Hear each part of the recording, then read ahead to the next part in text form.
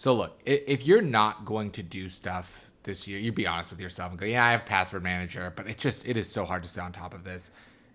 This is one of the biggest proponent of make sure you have insurance, specifically scam insurance. People do not realize if you just have identity theft protection insurance, that's great. That will stop very specific attacks. They took over your identity, things like that. It's important to have. But you need to make sure whatever service you use has scam protection insurance. So if you fall for one of these very sophisticated scams, when your bank says that's on you, you have someone backing you up because, $1,000 means a lot. And these scams can go $10,000, $11,000. And so making sure that you have the insurance so that if something happens or, hey, I tried, but I was up against a multinational criminal syndicate with millions of dollars in resources, great.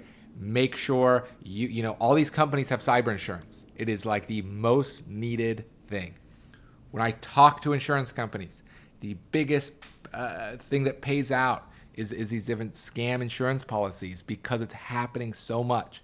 So you need to make sure that just like the big companies, you have some form of scam protection insurance and something on your side when, it's almost a question of when, not if, when it comes to these advanced scams and someone in your life suffering from it.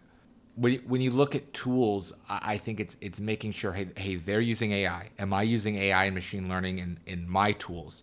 At OmniWatch, we're very big on sort of scanning your email. You have a Gmail, your Outlook. We can automatically scan those things to see is something off with that email and offer you another layer of protection. These things will get through Gmail's filters. If an email provider ramped up their security controls on phishing, a lot of good emails wouldn't come through. So it's good to have sort of an additional layer on your inbox or some way where you can come and scan the text, the email. Maybe it doesn't seem right to you, but you know what? I'm just going to double check. And that's what OmniWatch is really there for is you run a scan, see is this okay? And even talk to a person who can walk it through with you, who this is their life and this is what they know and can be there for you.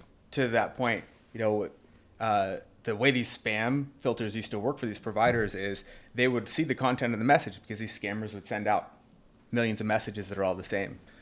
They're not. They look exactly like personal emails now because they're personalized to you. They're indecipherable from an email somebody would personally send you. And that's what makes it almost impossible to block, and also what makes them so effective is it seems like it's sent to you, but now they can send millions of those all at the same time as well. And so a tool that you can actually plug this into that's analyzing this stuff, where it came from, the contents, all of the hidden stuff inside of the email that you can't even see that's sent by the servers, that's the tool that you need now in order to see, is this a phishing email? And you gotta make sure you have some of those tools because you're not able to see, you don't have all the information. Yeah, or even just simple thing. Well, they'll mask sort of the sender with a name. So they'll say PayPal, but you click into it and you go, oh no, this is XYZ at alerts.com. Yeah. Or even I've seen ones because hey, people might not know this. You can go get a website on Google, a Google site, and you'll have a .google.com address. So people send emails from that and you go, it's from google.com. Yeah. This is an official one, and they spoof it. And like you said, why it's so important to have some sort of scanning tool. Like what OmniWatch provides is people use sort of the Cyrillic characters from the Russian alphabet that look like an English letter, but they aren't. So to the eye, it's indecipherable. To software scanning it, they're picking up on that and going, that's not right. You shouldn't click it. And then again, having that human sort of expert there. So before or after or during, you have somebody you can talk to. An actual human. Yeah.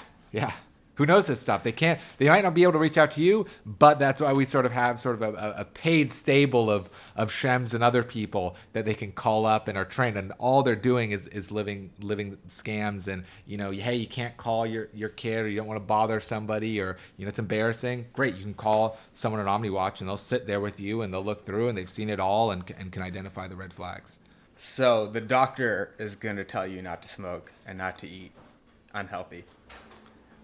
The CTO is going to tell you be proactive, have good password hygiene, rotate things. But in reality, that's not the way it works. We've all got thousands of passwords out there. It's hard to manage all this stuff in the digital age.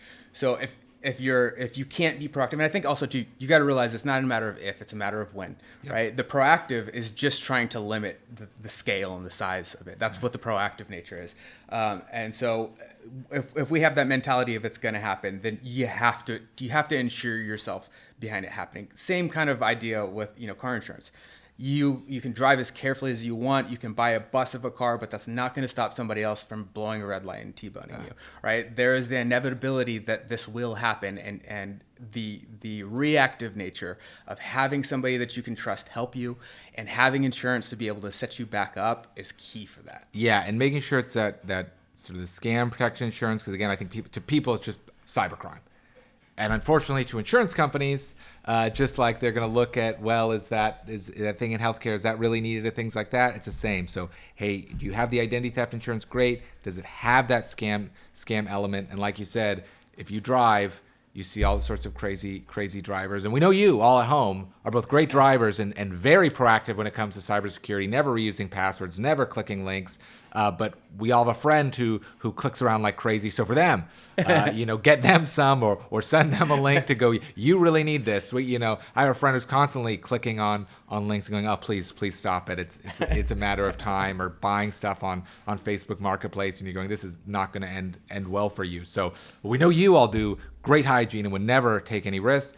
Make sure you have that protection.